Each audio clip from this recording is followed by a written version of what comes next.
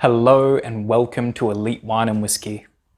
Elite Wine Whisky are thrilled to announce their sale of Tullibardine single malt Scotch whisky and new make spirit, coming from 2015 and 2021 respectively.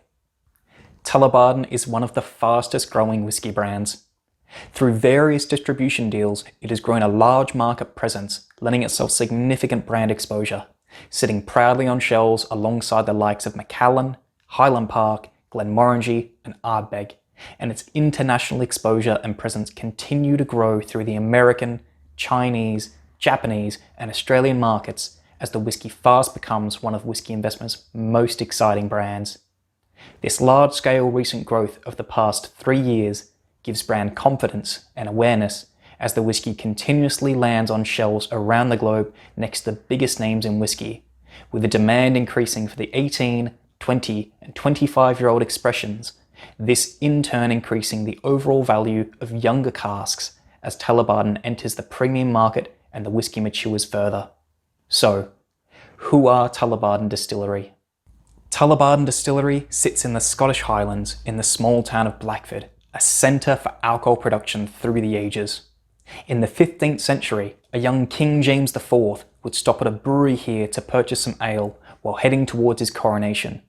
This is the same King James who would later be mentioned in the Exchequer Rolls for ordering Friar Joncourt to make him aqua vitae.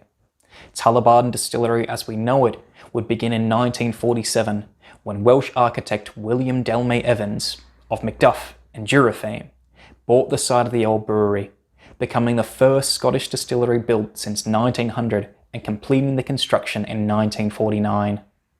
Through the years, the distillery would pass through multiple hands, to Brodie Hepburn in 1953, to Invergordon Distillers in 1971, and to White Mackay in 1993. At this time, the spirit would be used primarily for blending, with a lack of care for the distillation, spirits, and maturation, seeing the taste profile of the whisky fall. White Mackay would then mothball Tullibardine Distillery in 1994 during the Great Whisky Lock of the period. Nearly a decade would pass until the distillery was purchased by a consortium in 2003, who restarted production in December of the same year.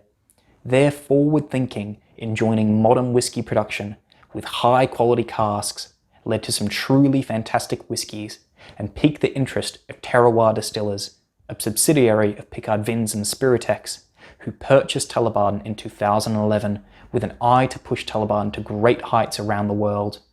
This ambition has been achieved, and each year the demand for Tullibardine whiskies of all ages continues to grow. Today Tullibardine is under the capable hands of Picard, who have released a host of different cask styles and older whiskies, including their crowning jewel, the 1952 cask. The whisky was distilled when still owned by Delmay Evans and remains a piece of liquid history from the 50s whisky boom.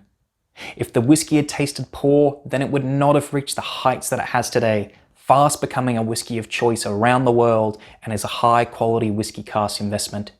Pick up your cask of liquid history today and become a part of the modern whisky boom by heading to elitewineandwhisky.com and sending in an inquiry.